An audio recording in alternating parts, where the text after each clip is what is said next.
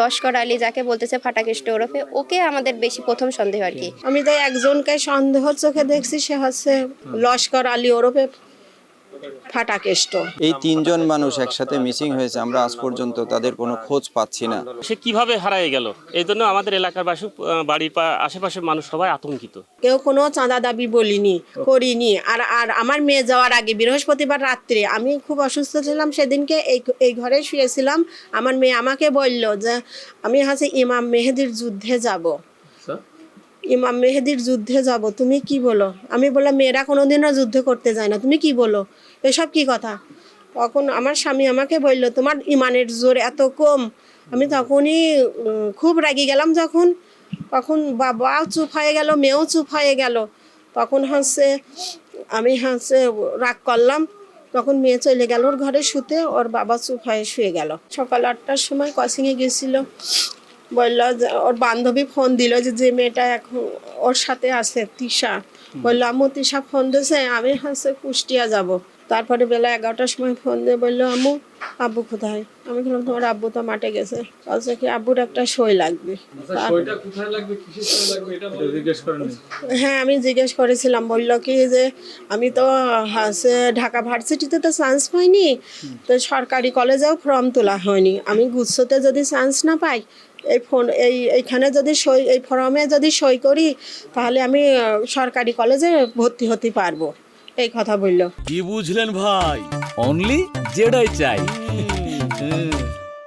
থানায় জিডি করেছি, থানা আলারা কোনো পদক্ষেপ নিচ্ছে না। আমি তো একজনকে সন্দেহ চোখে দেখছি, সে হচ্ছে লস্কর আলী ওরফে ফাটাকেষ্ট। ইনার সাথে আমার স্বামী, ওনারা চলে যাওয়ার পরে, মানে আমার স্বামীরা অপহরণ হওয়ার পরে, আমার স্বামী মেয়ে অপহরণ হওয়ার পরে মানে সব কিছু খোঁজাখুঁজির পরে যখন জানতে পারলাম, তখন আমি জানলাম যে আমার স্বামীরা ওদের সঙ্গে আমার মেয়ে আমার স্বামী আসা যাওয়া ছিল, কিন্তু এই বিষয়টা আমি জানতাম না। কেন আসা যাওয়া ছিল? কেন আসা যাওয়া ছিল এটাও আমি বলতে পারবো না। ওরা যেদিন হারানোর পর থেকে আমরা বিভিন্ন জায়গায় খোঁজাখুঁজি করি।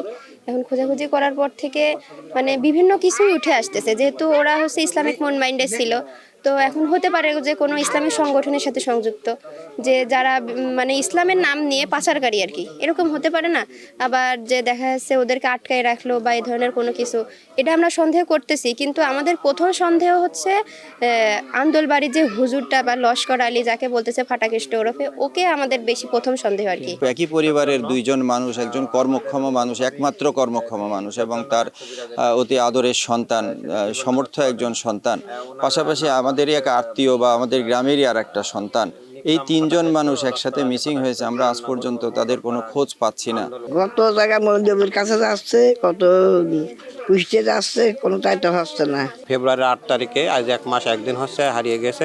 আমরা থানার কাছে বিভিন্ন সময় গিয়েছি, সেই হিসাবে আমরা আইনের কোনো সুরাহা যে সঠিক সুন্দর তদন্ত করা বা এ বিষয়ে অগ্রসর হওয়া, আমরা কিছু ক্লু দিয়েছিলাম যে আমার বড় ভাই মাঝে আমার বড় ভাবিকে নিয়ে একটা চিকিৎসা করার জন্য বা বিভিন্ন মানুষের কথা প্রলোভন করে যেভাবে একজন তান্ত্রিক কবিরাজের কাছে যায়, সেখান থেকেই সূত্র ওই কবিরাজ তখন আমাদের বাড়িতে মাঝে মধ্যে এক একদিন আসছে, আর উনি আমাদের এরাও আমার বড় ভাইয়ের মেয়ে এবং তার বান্ধবী সহ এরা ওখানে যায়।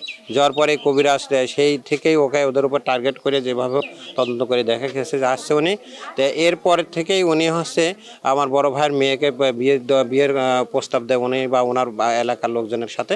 বড় ভাই রাগান্বিত হয়ে গেলে পরে ওনার সাথে যোগাযোগ রাখে না। এরই জের ধরে আমরা ধারণা করছি যে উনি এই কাজটা করতে পারে। কোন জায়গায় কি আছে এই ঘটনা, সে কিভাবে হারায় গেল, এই জন্য আমাদের এলাকার বাড়ির আশেপাশের মানুষ সবাই আতঙ্কিত। আমার মেয়ে 8 তারিখে প্রতিদিনকার মতো কলেজে কোচিংয়ের দিকে যায়, ওর একটা কম্পিউটার ক্লাসও আছে, সেখানে যায়, যেভাবে যায় প্রতিদিন ওইভাবে যায়, ওই দিনও তাই গেছে। পরবর্তীতে আমরা শুনছি যে তারা দুইজন ফিরে আসে, ওই নুসরাত ওর আব্বুরে মাঠে খুঁজছে যে আব্দুল ওহাব, তার সাথে খোঁজাখুঁজির পর একটা সময় পাওয়ার পর ওরা তিনজন বসে কথা বলার পর আমাদের রাস্তায় আসছে হাইটে, আসার পরে যে জায়গাটা ওই গোপালপুর মসজিদ বা সাইমোর বলে জায়গাটার নাম, ওখান থেকে অটো উঠে শহরের দিক চলে গেছে এবং লাহিনী পর্যন্ত 2-1 জন দেখেছে যে ওরা একসাথে গেছে। এর বাইরে আর কেউ কিছু বলতে পারে না যে কোথায় গেছে, কিভাবে গেছে।